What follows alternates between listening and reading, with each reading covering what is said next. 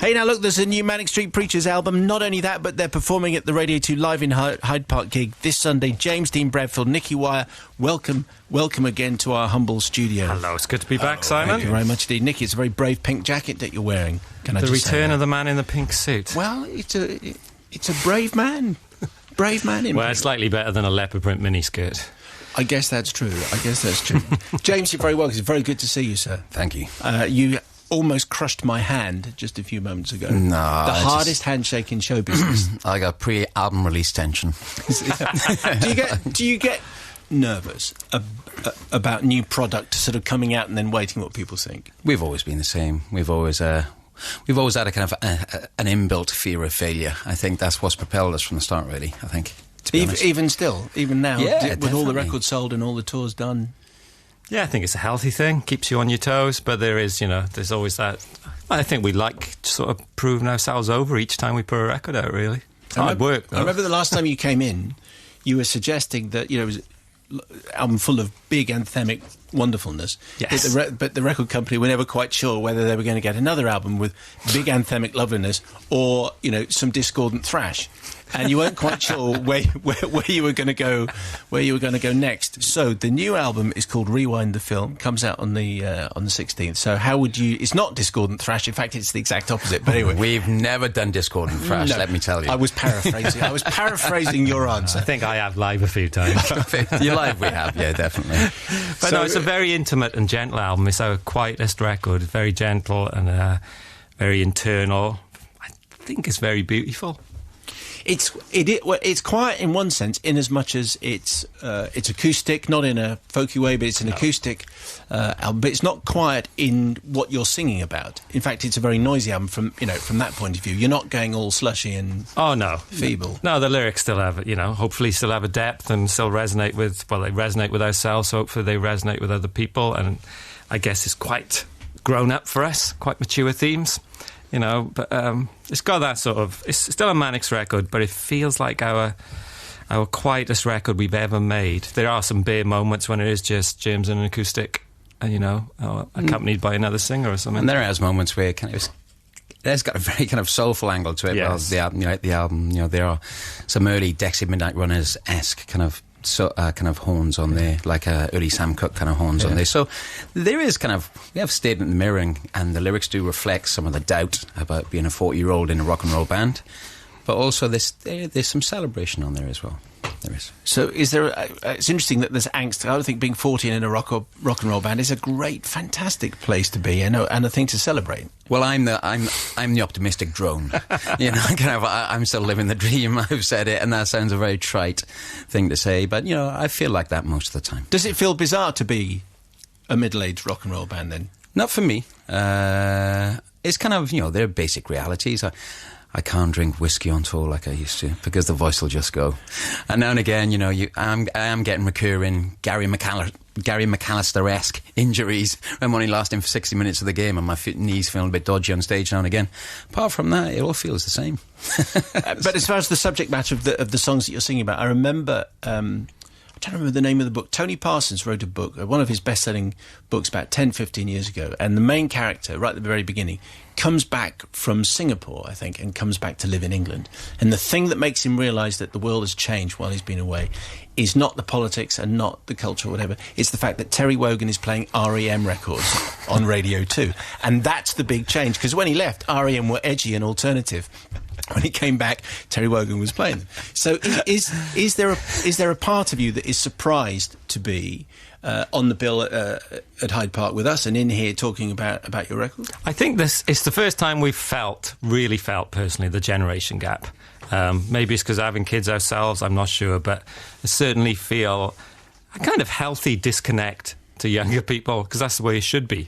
Which should be a separation at a certain time, I think it's good to feel that maybe I'd love, the album's is kind of saying I'd love it all to happen again. I'd love to go back, but perhaps just a bit old to do that. It's a little bit wistful, yes. Ben. Oh, yes, very wistful. Are you quite happy to be middle-aged? I'd like to get to 50 when you literally don't care at all and you can eat what you want and live on an island like Marlon Brando in a nappy. Is that the way it is when you're 50, is it? I'm quite happy then. There's just that in between when you're navigating still kind of holding on to your youth and feeling a bit older as well. I'll just go for trying to make elasticated trousers cool. I won't go as far as the wire there. Tell us about Show Me the Wonder, and then we'll play it. Well, it's a real throwback to Elvis of the sort of Vegas era, really. It's got all that brass, you know, Just Can't Help Believing. And James, you'd Show Me the Wonder and felt it like an Elvis title. Yeah, because obviously you got the wonder of you, and kind of sometimes it's just little clues like that, and it is got a mixture of like Sam Cooke-esque and kind of like Vegas era Presley horns in there, and it's about just want to recapture that innocence and not want everything explained to you.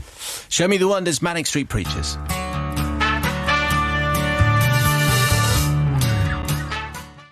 It's virtually 6:20. James Dean Bradfield, Nicky here. The new Manics album, Rewind the Film, is out on the 16th. Can you explain the title, gentlemen, please? Well, you know, that wistfulness and that idea of sometimes it's just really hard to grab hold of that I've been in the same class since I was 4.5 with James, or that Generation Terrace is 20 years old, and, you know, all those things just go by so unbelievably quickly.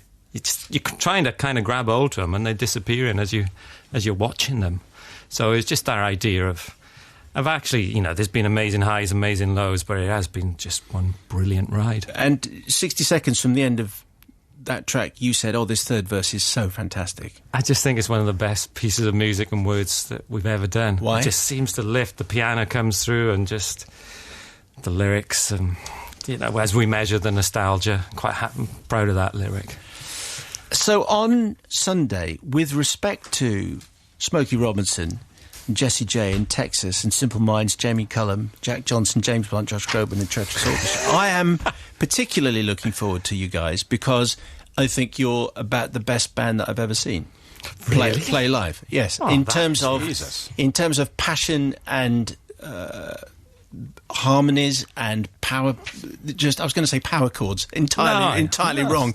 But in terms of the volume and the power of the music and the passion with which it was delivered, and James's voice is just astonishing. Well, I think it's sustained us. I think over the years, you know, sometimes you don't sell as many records as you hope, but we've always really put every ounce of effort into pretty much every show we've ever done.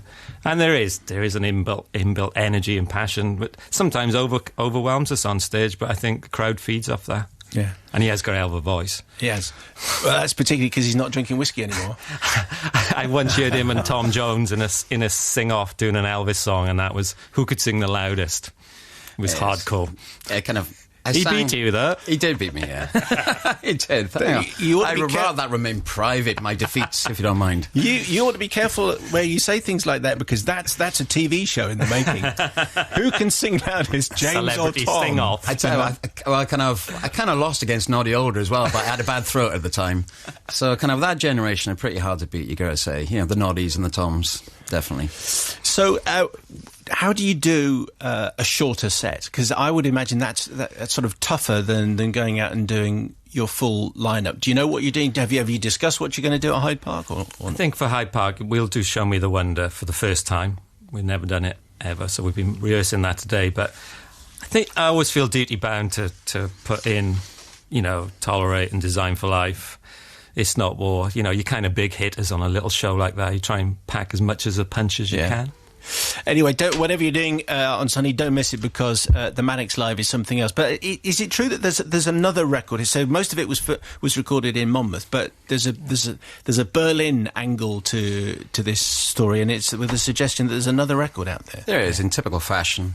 You know, I think we're always trying to self-destruct in some kind of way. I think we got about 8 months in the process of recording Rewind the Film, and then we tried to do a track listing, and we realised we'd accidentally made 2 albums side by side at the same time, and all these tracks wouldn't sit together. So a separate album is coming out April, May, sometime next year, and it feels like it very much more is based on the European mainland. It's very much more influenced by a lot more of European mainland kind of culture. Has that got the thrash on it? Which it's got a lot of early Simple Minds, so it'd be nice. James has had a few drinks with Charlie Birchall over the years as well, haven't you? So anybody you haven't had a drink with and a sing-off with. So explain what you mean by more European mainland? 'Cause Well, I'm thinking Kraftwerk there. You see There is kind of like some krautrock influences on there, and Nick was big on that when he was young, and Richey was too. He was listening to stuff like Eichstuten and New Batson and stuff like that. But with us, it's always built around a song, I think. But a lot of the song titles take in some of them in different languages, and kind of like a lot of the songs are based on experiences that we've had on the European mainland, in our lifetime in the band. There's a lot of motion. It feels like a record of motion, and the joys of just travelling through Europe, especially, and just coming across happy accidents. And so, was it a double album at any stage, or was it always going to be a completely? Everything's different... a double album in his head. It started off as 70 songs of hatred and failure. Was that the title? Yeah. Me and Sean just looked at each other, just like, ain't gonna happen. They were like, oh, not again. 70 songs of hatred and failure. I like that. That's good. But I think we got 2 really strong records out of it that show different sides of us as well, which is, it's good to show that as you get on. A text from Vicky Bradfield Mullinger, Milton Keynes. Real name, she says, not related to James. What time are you guys on stage, please? Because she's there. Do you know? And I'm thinking I should have known the answer. I think it is 5 o'clock. And I think it's 5 o'clock for half hour. I think we're doing a little acoustic session earlier on in the day as well. Absolutely loving the preachers, Simon. James Bradfield, you are simply magnificent. That's Harry in Derby. Saw the Manics at the Isle of Wight Festival 5 minutes before I met my future wife. By far the best band. Do you want to play at our wedding? How much you paying? If I played at a wedding, it would be my last gig. I wouldn't have one after. I could have a drink after. It's not a bad plan. Well, that's true.